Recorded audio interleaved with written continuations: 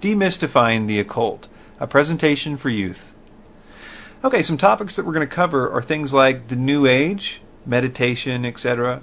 Also psychics, seances, and things like ghosts, as well as the vampire culture, magic and the occult, aliens and UFOs, and we're going to end with a presentation on 2012 and the Mayan calendar.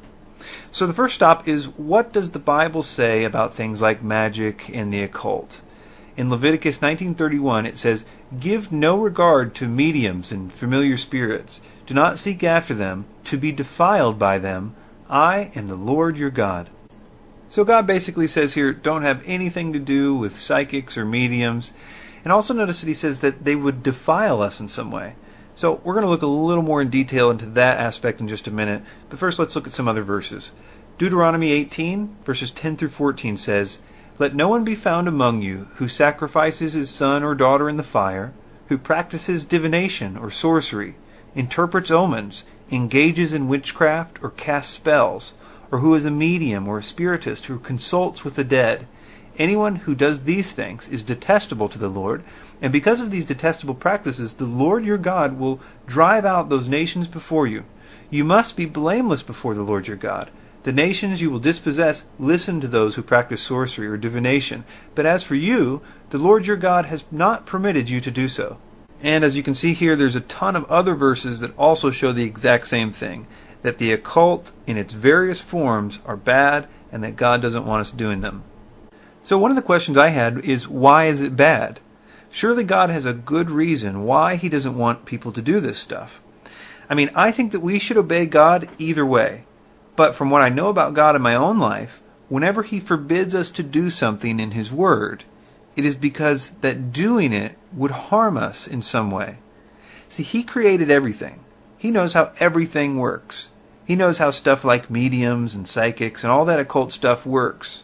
So it also stands to reason that he knows that something about all that stuff would harm us if we did it.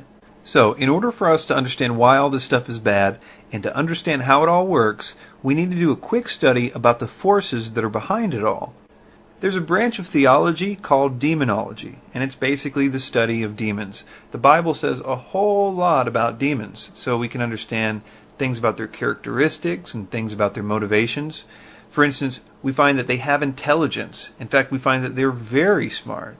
And a lot of times we find that they use that intelligence to be deceiving, deceptive.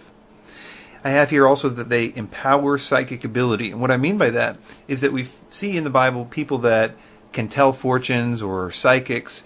It says that they can do so because they have a demon. In fact, in Acts 16:16, Paul casts a demon out of a woman and she's no longer able to do this. And we're going to look at that a little later. Satan and his angels can talk and shout. Moving on, it says that they seek and accept worship. That is, that they desire to be worshipped and that they can also receive that worship, usually in the form of them indwelling idols. They can perform lying signs and wonders. They are very powerful. They can do supernatural things. And they are subject to Christians. What I mean here is that the Lord has given Christians his full power and authority over all demons so that they should not harm us, as it says in Luke 10, verse 19, and many other places. And we're going to look at that in greater detail as we continue. So the question is, how do they start to be able to manifest or mess with people and even possess people? What do people do to open up the doors in their lives to these demons? Now keep in mind, there are various levels or degrees that demons can mess with people. It almost never starts out in full-blown possession. And the stages have been described as oppression sometimes. This is kind of, they're able to sort of mess with you, make you feel bad and things like that. Attachment is kind of a more severe version of that. And then finally possession, like we see with the guy among the tombs in Mark chapter 5.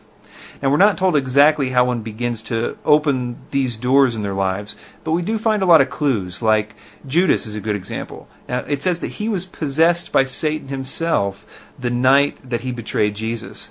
Now, we know that Judas had opened up his heart to evil, possibly with greed issues. We find that in John 12:6, because he was stealing from the money bag and things like that. So sin in general can be a way to open up doors slightly. Severe anger can open up a door. We find in Ephesians chapter 4, 26 and 27.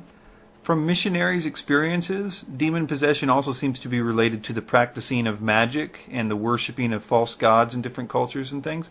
Scripture repeatedly relates idol worship to the actual worship of demons. We see this in Leviticus 17:7, Deuteronomy 32:17, Psalm 106:37, and an interesting one, I think, is 1 Corinthians 10, verse 20, where Paul says, "But I say that the things which the Gentiles sacrifice, they sacrifice to devils, and not to God. And I would not that ye should have fellowship with devils." But what by far opens the biggest doors of all, and what we're going to be talking about today, can pretty much be summed up in that list that we read earlier in Deuteronomy, which says, quote, "Who practices divination or sorcery, interprets omens, engages in witchcraft, or casts spells, or who is a medium or spiritist." Now these are the things that we find open up the big doors in people's lives. And the more that they do them, the wider the doors opened. This concept will really help you understand all the issues that we're going to be talking about today. God set up this world, and He gave us free will, the ability to make our own choices. Now He warned us, He told us not to do certain things, because He knew that those things would harm us. But He wanted to allow us to make our own decisions. It's all about human free will in one sense. God's given us the opportunity to choose to love Him, and He's also given us lots of opportunities to choose different things in the context of that. Ephesians 4:27 says, "Neither give place to the devil." This means that we can, in some way, give place to the devil. And what that word for place is a Greek word called topos. And what it means is an opportunity, power, or an occasion for acting. There are certain things that we can do to give these demons an occasion for acting in our life. And the Bible says don't do that. Now the demons have a rule too, and it seems that they require humans' free will in order to control or to mess with them or to manifest or to possess a person. That means that they need to trick a person into inviting them in, because most people aren't going to knowingly ask for a demon to come into their life. And in just a minute, we're going to talk about the many different ways that demons trick people into doing just that, inviting them into their lives. But first, I want you to notice that they have a motive. Because unlike angels, who seem to have bodies, when we see demons in the Scripture, they're always seeking to get in somebody else's body. They don't have bodies themselves. They seem to be almost desperate to be in a body. Actually, any body, animal or human, will do.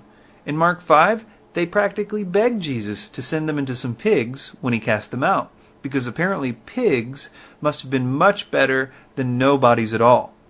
So what is the alternative for them? Jesus describes their realm as dry places in Matthew 12:43. He says, "When the unclean spirit is gone out of a man, he walketh through dry places, seeking rest, and findeth none." So they want in very badly, but they can't get in unless people ask them in. So they trick us into asking for them. And they know that most people won't call out and summon demons directly, like actually some Satanists really do that. So they find other ways for most people. And there are lots of other ways out there. So let's take a look at a few. And there are things like this, the Ouija board. And it's supposed to allow you to communicate with the spirit world, right? Well, it does in a sense. But here's the secret about the Ouija board. It's just cardboard and paint. It has no special power of its own.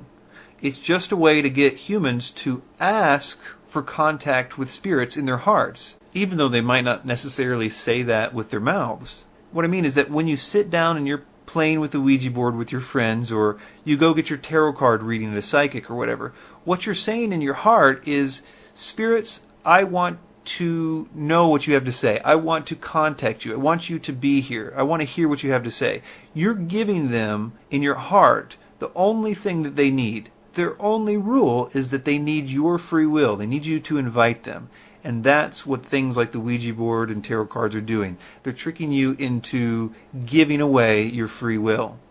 Now, this doesn't necessarily mean that you can be fully possessed by a demon at this point. As I said, something like full possession almost never happens all at once. It usually happens in stages. This may allow them to start harassing you or causing supernatural things to happen in your life. Usually what they try to do then is they try to use that little door in your life to trick you into giving them an even bigger door. A really good example of them using a little door to trick you into opening up a big door is with the New Age practice of meditation. When someone first gets involved with meditation, they'll tell you what you need to do is to clear your mind totally of anything. You've got to really practice on getting everything out of your mind. You must not have any will of your own. You need to be open to anything. Note that the person may not, like in the case of the Ouija board, be expecting a spirit to show up. But notice that the emphasis is still very much on the human free will. In this case, all the meditation techniques say to work at totally getting rid of your free will, to be completely passive, open to whatever happens. And this is sometimes called the passivity of will. Now, getting rid of your own free will is like letting down your guard. It's like telling a security guard to go take a break. Because your will is out of the way, it allows demons to affect you, even if they usually can only affect you very slightly at this point. But I want you to see what they do with this little tiny open door that people innocently give them, and how they use it to create a big door later on.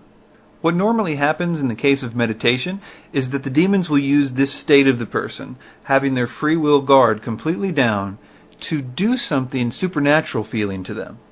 As I mentioned, they don't have much access to the person at this point, but the passiveness of the will has given them just enough of a right to do something supernatural. So people usually report a supernatural feeling of some kind, maybe an intense, unexplained emotion. It can be a vision. Several people have reported hearing voices. And this makes the person say, wow, this meditation thing is the truth. I've literally felt it work. Now this makes the person start to try to find out more about meditation, to go even deeper into meditation, and to get more of the power that they think is available if they go further into meditation.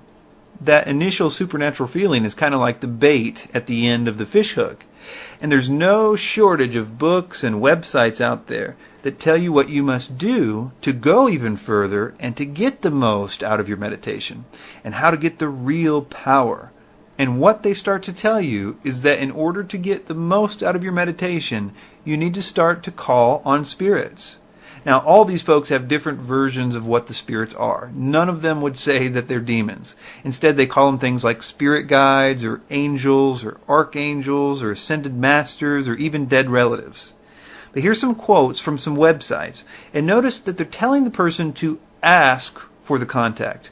Remember, from the Ouija board example, that's all they really need. They need you to ask for them in some way. This meditation website says, set your spiritual intent to contact your spirit guide.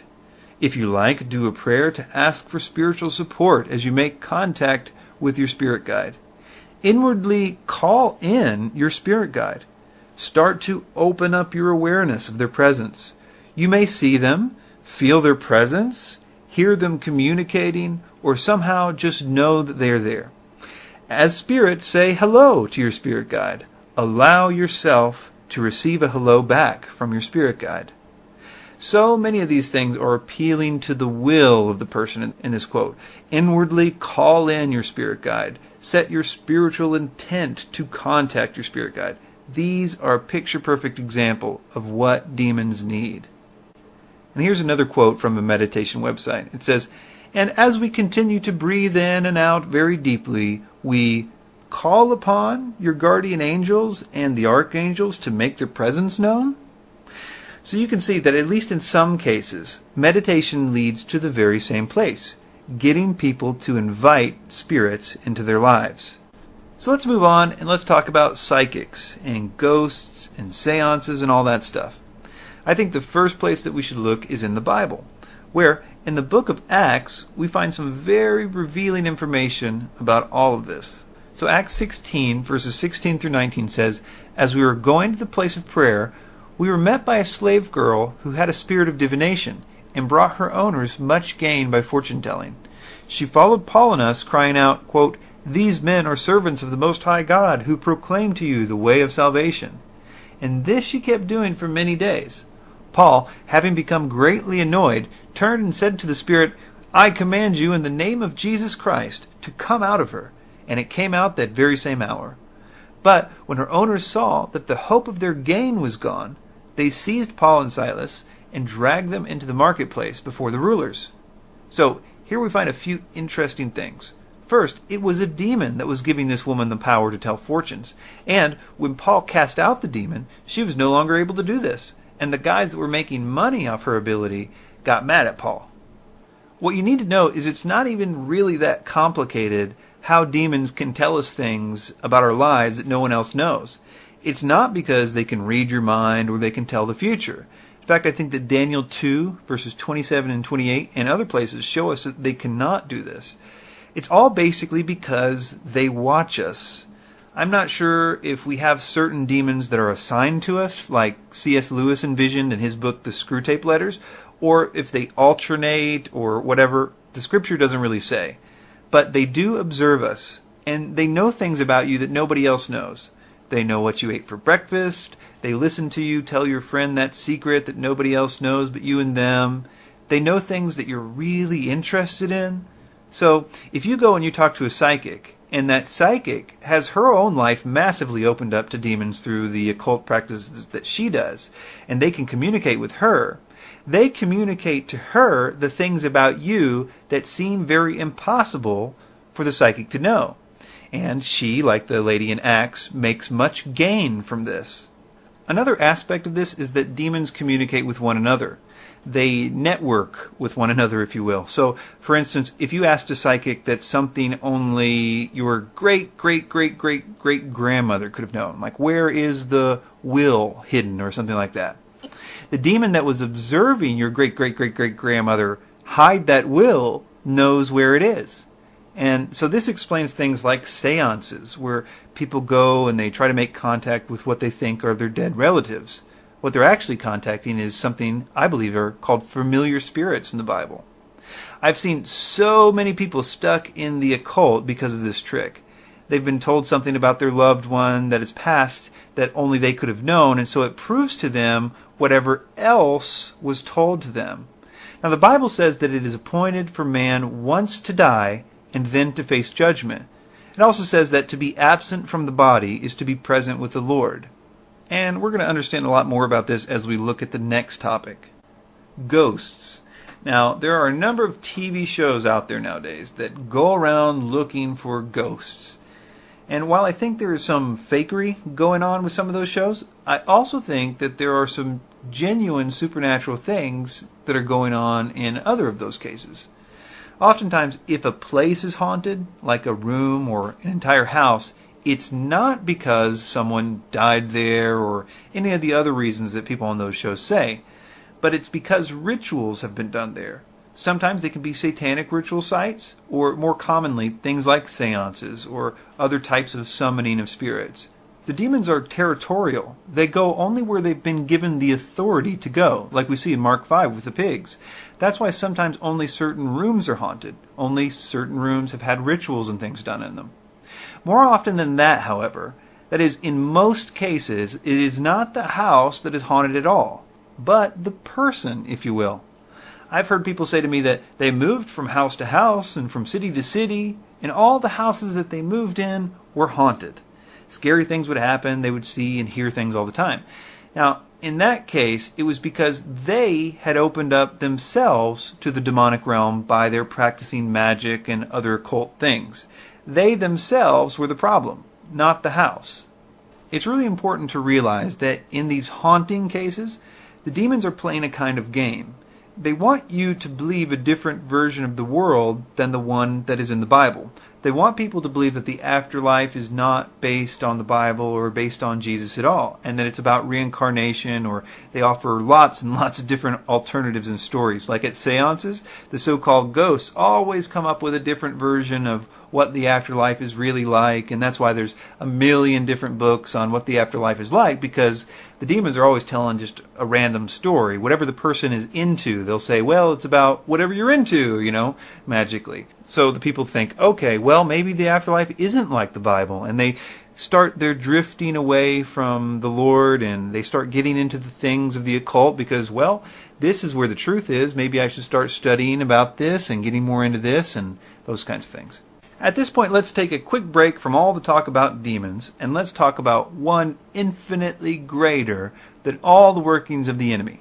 That is Jesus. It says in 1 John 3:8, "For this purpose the Son of God was manifested, that he might destroy the works of the devil." Luke 10 verses 19 and 20 says, "Behold, I give you power to tread on serpents and scorpions, and over all the power of the enemy, and nothing shall by any means hurt you. Notwithstanding, in this rejoice not, that the spirits are subject unto you, but rather rejoice because your names are written in heaven." Christians have authority to deal with demons. All Christians have this right. It's not a gift of the Spirit or anything. It's just part of being a Christian. Jesus thought it was necessary to give us this ability over all the spirits. And it wasn't just to the apostles or even just to the 70 others that followed Jesus. It was for brand new believers of all types. The disciples even had a hard time understanding this, but Jesus kind of straightens them out in Mark 9. Starting in verse 38, it says, "And John answered him, saying, Master, we saw one casting out devils in thy name, and he followeth not us. And we forbade him, because he followeth not us. But Jesus said, Forbid him not. There is no man which shall do a miracle in my name that can lightly speak evil of me. For he that is not against us is on our part." And these demons are totally scared of Jesus. One example is in Matthew 8:28 and 29. And it says, "And when he had come to the other side, into the country of the Gergesenes, there met him two possessed with devils, coming out of the tombs, exceeding fierce, so that no man might pass by that way. And behold, they cried out, saying, What have we to do with thee, Jesus, thou Son of God? Art thou come hither to torment us before the time?" These exceeding fierce demons were exceedingly afraid of Jesus. They knew that he had the power to torment them. It's interesting to see how the most scary things in the universe, from our perspective, are terrified of the one that we know is the Lamb. I was thinking about making a t-shirt that says, "Beware the Lamb." Another example of the demons being afraid of God is in James 2:19, where it says, "Thou believest that there is one God. Thou doest well. The devils also believe and tremble." Okay, now that we've taken a Jesus pit stop here, let's continue in our study of the enemy and his ways. After all, 2 Corinthians 2:11 says, "Lest Satan should get an advantage of us, for we are not ignorant of his devices." Aliens. So what does the Bible say about life on other planets? It doesn't say anything, for or against, really. I suppose that it's possible that God could have created an infinite number of planets like Earth, but the Bible simply doesn't say. But I can be sure that the phenomena that we've been seeing for the last 60 years or so, the UFOs that people report and the alien abduction testimonies that we hear, are definitely not from beings from other planets. Let me read some quotes from people who've been studying this alien phenomena that we've been experiencing. Now, these are people that are not necessarily Christians, but they are really big names in UFO research, and they do a lot of study about it. They say things like, "One theory, which can no longer be taken very seriously, is that UFOs are interstellar spaceships." Arthur C. Clarke said this in the New York Times Book Review. Also, George Crichton, in a 1992 Flying Saucer Review policy statement, says there seems to be no evidence yet that any of these craft or beings originate from outer space. This is an interesting one from Lynn Cato in a report that she did for the U.S. Air Force. It says, "A large part of the available UFO literature is closely linked with mysticism and the metaphysical. It deals with subjects like mental telepathy, automatic writing, and invisible entities, as well as phenomena like poltergeists, manifestations, possession. Many of the UFO reports now being published in the popular press recount alleged incidents that are strikingly similar to demonic possession and psychic phenomenon."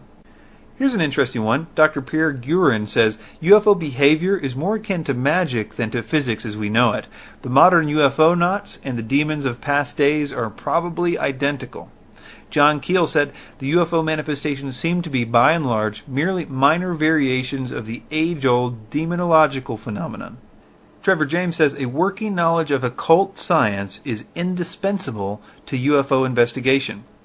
Another one that I think is really interesting is with Whitley Strieber. He's possibly the most famous alien abduction case, and he wrote the book Communion, which was wildly successful. He says, I felt an absolutely indescribable sense of menace. It was hell on earth to be there in the presence of the entities. And yet I couldn't move, couldn't cry out, couldn't get away. I lay as still as death, suffering inner agonies. Whatever was there seemed so monstrously ugly, so filthy and dark and sinister. Of course they were demons. They had to be. And they were here, and I couldn't get away. And I think that the best evidence of all is the fact that certain people that have experienced so-called alien abduction have reported that when they called out to Jesus, the attacks totally stopped.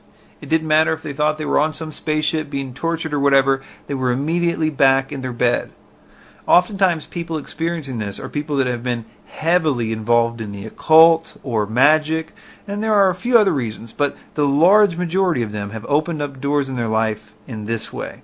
I personally know the people involved with the ministry to help people experiencing these attacks, and they now have hundreds of testimonies of people on their CE4 research group website of people that have ended these encounters with these demonic beings by calling out to Jesus and ending them for good by giving their lives to Him. Their mission statement on their website says, the mission of CE4 Research Group is to share with the world the most powerful evidence known that exposes the alien entities for who they really are. That evidence is in the testimonies of those who have overcome the experience, the oppression, the bondage, the harassment, the control, the lies, the deception that these entities perpetrate by calling out in the name and authority of Jesus Christ. Through this evidence of the testimonies, we will be able to help others. The world asks for this evidence, and we will give it to them. We share this evidence through any means of communication available. Let's move on to a really popular one. The vampire thing is a strange one to me. I'm sure that most of you know people, or even you yourselves have read the Twilight books and were not able to put them down and all that stuff. And I think that there's a reason why these books and movies are so seductive. The author of the book, Stephanie Meyer, said that she received the main characters in a supernatural way. She said that they were, quote, quite literally voices in my head. This is similar to the author of the Harry Potter books, J.K. Rowling, which says, quote, the character of Harry Potter just popped into my head, fully formed. Looking back, she says, it was all quite spooky. And she also says that the books almost wrote themselves. So am I claiming that these books were written by demons or something like that, you're asking? And in a way, I am. As we're going to see, just like in the 2012 stuff and in the original New Age material, it all came by the original author's own admission, word for word, directly from spirits. Again, demons are really smart, and when people open doors for them that are wide enough to where they can start to speak to them or write through them, the demons often produce very seductive writings. But what would the purpose of it be? Mainly the purpose is the same purpose for all the other stuff we've been talking about. To get people interested in the occult. To get them wanting to acquire powers like those that they've seen in the movies or in the books. And the guys, they're seeing that all the girls are really into vampires, so they're all over the internet trying to figure out how to be a vampire. And here's an interesting clip from one of the websites explaining how to become a vampire. It says, but for those who are faced with the question of how to become a vampire without being bitten, there is an answer for this dilemma of theirs as well. There are spells and magical means that are used as ways to become a vampire. These spells or magic are said to cast some of the unusual physical and psychological characteristics typical of a vampire. Which features of a vampire are to be bestowed upon the initiated depends upon the type of spell or magic used. Possession is another method of becoming a vampire. In this, the body of the would-be vampire is possessed by some spirit. Without question, if someone even has the slightest curiosity about becoming a vampire for any reason, they're going to be met with the most blatant invitations to practice the occult or magic. Or things like this website which says you need to seek possession by a spirit in order to become a vampire. I mean, talk about obvious. Now you can see who benefits from all this. They have a problem. They want in, but they need you to invite them in. And this is just one way to do that. In fact, this one has people practically begging to be possessed by a spirit. Alright, now let's look at 2012 and the Mayan calendar and all this stuff. So, the Mayan calendar. The Mayans had different calendars for different things. And the one that all the fuss is about is the one called the long count calendar. Now, this is the one that they use to reference the passage of time over 52 years. See, they had a special name for every single day. Now, they didn't do it like we do, which is to repeat months and just change the year. For instance, we had a July 4th in 2008, and we had a July 4th in 2009, and we had a July 4th in 2010, and we're going to have a July 4th every year. That's because we repeat the same 12 months over and over and just change the year every 12 months. But they didn't do this. They gave every single day a special name. There were no years, which basically meant that they had to have a whole lot of names. And the regular calendar could only fit the special names for 52 years. But this caused a problem. If they wanted to talk about a day that was farther away from 52 years, they needed a totally new calendar. So, for instance, if they wanted to talk about history, like they said, "Hey Grandpa, when did our Mayan forefathers settle in this land?" Well, Grandpa would have to walk over to the long count calendar and show them when their forefathers settled in the land, since it would have been longer than 52 years ago. Or, let's say they wanted to talk about the future, like, "Hey Grandpa, how many hundreds of years will it take for this constellation of the stars to move from this part of the sky to the other part of the sky?" Again, they would have to walk over to the long count calendar to figure it out, because mapping stars' positions and things like that require referencing times much longer than 52 years. Often hundreds or even thousands of years were needed. So you can see that they would have to set this calendar so far in advance that it would be useful for those types of things, talking about the stars and constellations and things. But because of the way that they had it set up, it had to reset at some point, or else it would have had to been an infinitely big piece of stone that just went on forever. And all the fuss is that they did in fact reset the calendar on a certain date, and a date that must have seemed for them an impossibly far distance of time, December 21st, 2012. And that is where the truth ends. The fact that the Mayan calendar ends on December 21st, 2012 is literally the only thing that is true about all this. What happened then is that some people started making all kinds of claims, trying to figure out what it all means. Why did the Mayans end it then? Did they know something that we don't? And all these people are guessing because the Mayans sure didn't give us any clues. There is nothing in their writings that suggests that they thought that resetting their long count calendar was significant at all. The people that try to say that they were telling us that doomsday was coming or a new rebirth was coming are simply putting words into the Mayans' mouths, because all they did was restart their calendar as you would expect them to do.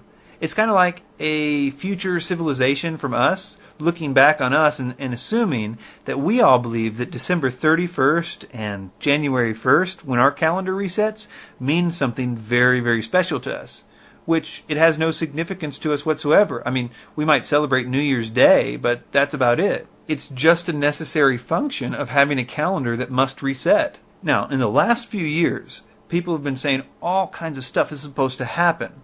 They say on that date there's going to be a galactic alignment or a pole shift or planetary alignments and all this stuff.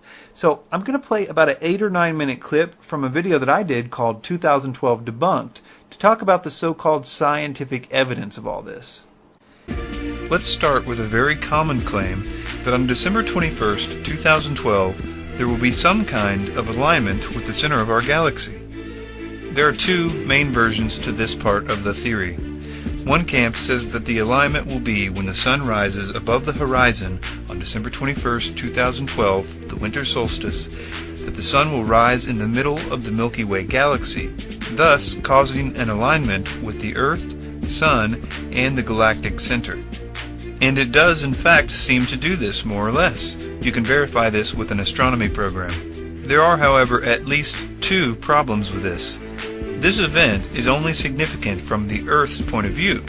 The precession cycle, or the roughly 26,000-year wobble of the Earth, only causes the effect of the stars changing position on the horizon, and therefore only the effect of a galactic alignment. If you were viewing this from anywhere else in the solar system, it would be totally insignificant. This is only a visual effect, and only from the Earth's perspective. And no gravitational force or radiation can be expected from this event, because other than the tilt of the Earth, nothing will be any different than the last few thousand solstices. We will be no closer to galactic center on that day than on any other day. The other camp of the 2012 alignment issue is probably the more significant one, because it's dealing with the solar system's actual location in relation to galactic center. The idea is that our little solar system is moving around the center of the galaxy every 225 to 250 million years or so. And while doing this, it's also moving up and down in a cycle crossing the middle of the plane every 33 million years. So, the question is, are we going to cross that galactic plane in 2012? Not even close. According to the journal Nature and others, there is evidence of crossing this plane 3 million years ago. This would mean that we are moving away from the galactic plane and won't be due to cross for another 30 million years. Not to mention that the margin of error in these calculations is at least 2.1 parsecs, or about 6.5 light years, making images like these completely meaningless. Moving on to the idea of a pole shift. Although many theorists disagree on whether this pole shift will be magnetic or a physical shifting of the crust of the Earth, the reason for this happening in or around 2012 is usually cited as one of the following reasons: planetary alignment, Planet X or Nibiru and its comet's tail, a tremendous sun flare, or an asteroid. The first one is easy enough. There is no planetary alignment on December 21st, 2012. This is what the planets will look like on that date. There is a link on the screen to an online program that you can check this out for yourself too. Let's take a look at some of the Planet X theories. The idea of Nibiru, or Planet X, is traced back to Zecharia Sitchin and his translations of the Sumerian texts, and specifically to his interpretation of VA243 cylinder seal, which he says shows that the Sumerians knew of 12 planets, minus the sun and the moon, which they considered planets, and this would mean that there is another planet. His interpretation of the seal is wrong. The Sumerians have an unambiguous symbol for the sun, a circle with 4 triangles around it, like rays, and squiggly lines between the triangles. That is emphatically not the symbol in the seal. The symbol used in the seal is that of a bright star. This symbol for stars is very commonly used, and this is the symbol that we have in the seal. So even Sitchin's basic premise is wrong. For details on this, and on what the seal actually means, see Dr. Michael Heiser's paper, The Myth of the 12th Planet, a brief analysis of cylinder seal VA243, available at his website sitchiniswrong.com. Another argument against Planet X is the absence of any evidence for it. For Planet X to be here in less than a decade, it can't be farther than 1 billion or so kilometers away. Even at that distance, it would be one of the brightest objects in the sky. Remember, tiny Pluto is 5 billion kilometers out and can easily be detected using modern equipment. And Pluto is way smaller than Planet X is supposed to be. Some claim it's because it's hiding behind the sun, and that's why we don't detect it. If it was behind the sun, it would be moving at its fastest point, considering its projected orbit, and it would only be behind the sun for a very short time. There are a lot of claims about Planet X out there, like the observatories being closed down to keep the information from the public, which is not true at all, besides the fact that they would need to confiscate every telescope in the world to keep this secret hidden. There's also been postings of pictures and other so-called evidence of Planet X, all of which have been shown to either be an admitted hoax or a mistake of some kind. There are actual pole shifts that do occur, both magnetic pole shifts and physical pole shifts, and we are in the middle of a long process of a magnetic pole shift, the biggest effect of which is that we will have to relabel our compasses in a few hundred years. Following is an excerpt from an article from NASA. Reversals take a few thousand years to complete, and during the time, contrary to popular belief, the magnetic field does not vanish. It just gets more complicated, says Glatzmeyer. Magnetic lines of force near Earth's surface become twisted and tangled, and magnetic poles pop up in unaccustomed places. A south magnetic pole might emerge over Africa, for instance, or a north pole over Tahiti. Weird, but it's still a planetary magnetic field, and it still protects us from space radiation and solar storms. I might suggest that it's ridiculous to pinpoint a specific date, such as December 21st, 2012, for this happening, not just because it's such a slow process, but because the proposed reason, such as a galactic alignment, isn't even true. thus making it a non-issue. The other kind of pole shift is a physical pole shift. Let's first set the record straight that this would require an event of tremendous energy, and that it is not part of any cycle or natural occurrence, and no increasing of solar energy would be enough to cause this. We have actually had a few degree shift of the poles in the past, but not a reversal by any means. It's what's called a true polar wanderer. William Sager, in an article entitled Texas A&M Oceanographer Challenges Plate Tectonics as a Reason for the Pole Shift, says, our data set indicates that this polar shift took place at a rate between 5 and 10 degrees per million years. He said, essentially, it happens within the blink of an eye in terms of geological time. So what this means is that scientists who call this event fast call fast 5 to 10 million years, and that predicting a specific date for this to happen is again ridiculous, especially considering that we are told that the Mayans predicted it using the understanding of precession, which couldn't have any less significance to this event, no matter how well that they understood it. Alright, so it's interesting because if you've been following all this stuff for more than 11 years, as I've been, then you know that everything that's supposed to happen on December 21st, 2012 was also supposed to happen on May 5th, 2000. But when that date came and went, they just moved it forward, and they tried to connect it to the Mayan calendar at that point. I guess to make it seem all scientific or whatever. And the last 11 years have been just full of deception about this issue. And here are some of the people that have brought us the new 2012 theories. Now the reason that I'm showing you these guys is because I want you to know that they have something in common besides being the originators of the 2012 ideas.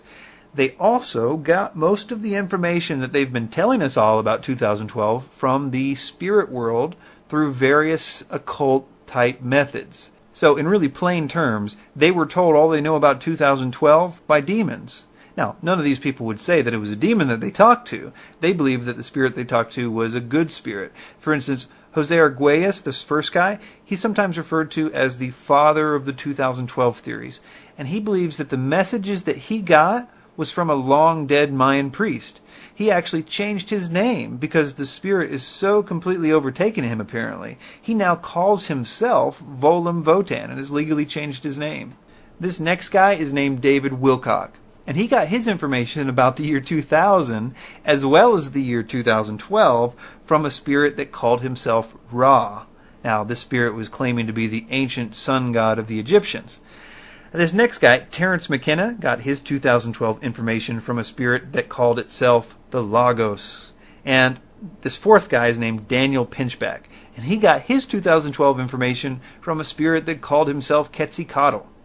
Now, these are the guys that you're going to see on the History Channel or the Discovery Channel telling you all about galactic alignment and pole shifts and the Mayan calendar and everything. The question I always ask is how come your spirits, if they're so smart or whatever, are so wrong about all this supposed scientific information? Does the Egyptian sun god Ra not know very much about astronomy, or what? The answer is obvious. That is, that the beings that they've been talking to are deceiving them. Which brings us to one of our final points. 2 Corinthians 11 says, "And no marvel, for Satan himself is transformed into an angel of light. Therefore, it is no great thing if his ministers also be transformed as the ministers of righteousness, whose end shall be according to their works." And this pretty much explains all of the New Age that we're about to look at, as well as many different things like the 2012 stuff. Satan and his demons can pretend to be good. They can literally change their appearance and pretend to be whatever the person is interested in. For example, Daniel Pinchbeck really liked Quetzalcoatl, and so when it showed up to him, it was Quetzalcoatl. Now, they can't just show up to anybody on the street and pretend to be Quetzalcoatl. The person has to be doing this occult type of stuff before they could manifest. In fact, all of the men that I just mentioned about 2012 were very into this occult type of stuff. They had wide open doors in their lives. The entire New Age movement is taken from the writings of two main people, Helena Blavatsky and Alice Bailey. These were two women who believed that they were contacted by good spiritual beings that called themselves ascended masters. They both wrote huge amounts of material. They even started a publishing company because they wrote so much. They called it Lucifer Publishing Company, later renamed Lucis Trust, which is what it's still called today. They both say that it was not them, but these spiritual beings that were writing the words through them. This process is called channeling, or sometimes it's called automatic writing. Their writings are very powerful, very clever, and seductive. I would never recommend ever reading any of them. On the occasions where I've had to read some of it for research stuff, I've made sure to pray diligently beforehand. It is very evil stuff. These writings are the basis for everything that we call the New Age today. 1 Timothy 4:1 says, "In the latter times some shall depart from the faith, giving heed to seducing spirits and doctrines of devils." I think this shows that these spirits are seductive and that they in fact write doctrines of some kind, or convey doctrines at the very least. Now, oftentimes when someone lets a demon into their life, the demons want people to go out and spread the message that they told them. They want them to start a blog, or like they did with these two ladies, had them start a publishing company, or they want them to go out on a world stage and go on the lecture circuit and all this stuff. But the messages that they want people to spread usually can be summed up in about 5 different main messages. They kind of mix and match, but it usually has something to do with one of these 5 messages. Number 1 is that you are God, or you can be like God if you do certain things. Now, this is an old trick of Satan, and I'm sure people remember that way back in the Garden of Eden, Satan said, "When you eat of it, your eyes will be opened and you will be like God." So one of the first lies ever recorded was Satan telling humans that they could be like God. And this is one of the most used lies in the New Age too. So there's nothing really new about the New Age. The next one is that there is a coming age of enlightenment, or an evolution of humanity. Really, 2012 is more to spread this message than anything else. Most people will believe that 2012 is coming an age of enlightenment or an evolution of humanity. And if anybody spent any amount of time looking up on the internet, you've found that this is what is supposed to happen in 2012. And this is actually what the term New Age means. And without going into a whole bunch of detail why, I think that the reason that Satan likes this idea so much about the coming New Age is that if people believe that there's a coming time of peace, then it will help them believe that the peace that the Antichrist will offer is the new age of peace that they've been waiting for. It really helps set up the kingdom of the Antichrist in one way. The next one is that aliens are somehow our genetic ancestors, and then we can become like them. Now, I'm not sure if this is going to be used or not, but I wouldn't be surprised if it is, because of the amount that it is used. Almost every movie for the past 20 years has had some kind of theme like this. The reason it's so important, in my opinion, is that if you believe that aliens are real and they are in some way our creators, then you have to throw away God, which is a big part of what would needed to happen in the Antichrist kingdom. Jesus predicts a massive falling away of faith, and this also would help with that second point that we mentioned, that if the aliens are simply more evolved than us, then we would naturally think that we one day could be evolved like them, that we could gain all the powers and the technology like them if we evolve to their level, and that there's a big evolution coming into this new age. So it's sometimes tied in with that idea. The next one is that there are certain people that are holding us back from the evolution. And this is a really scary one if you think about it. When you read these things that they're saying in these writings, it's really awful, because they're talking about how there's a certain group of people out there, which usually means Christians, that believe in these old fairy tales of the old age, and that they simply won't go along with this new evolution. And they say that those people must be destroyed before the evolution can really begin. And they're talking about Christians. And we read in the book of Revelation that those who refuse to go along with the Antichrist's new kingdom are going to be killed. And the people that would do such a thing as kill people, I think, are going to be told that they're doing the world a favor. They're going to be thinking that they're helping the world achieve this new age, where there's going to be no more wars and all this stuff. But in order to get to that point, they have to get rid of the people that don't want the new system. And the Bible, of course, has warned us about all this stuff. It's even told us to watch out for a world system that's going to pretend to be peaceful, but won't actually be. Christians won't be a part of that system because the Bible told them not to be a part of that system. And it revealed the truth that it wasn't what it claims to be. It tells us that that peace will only last a very, very short time, and then it will reveal its true nature. And the final thing is that magic and the occult practices are good. There are just many books and movies and television shows, even on the Disney Channel, that are saying that magic is good, it's a way to get power and all this stuff. And this one is obvious. We've been talking about it. Demons don't have a way to access us unless we start to do these things and give them legal rights.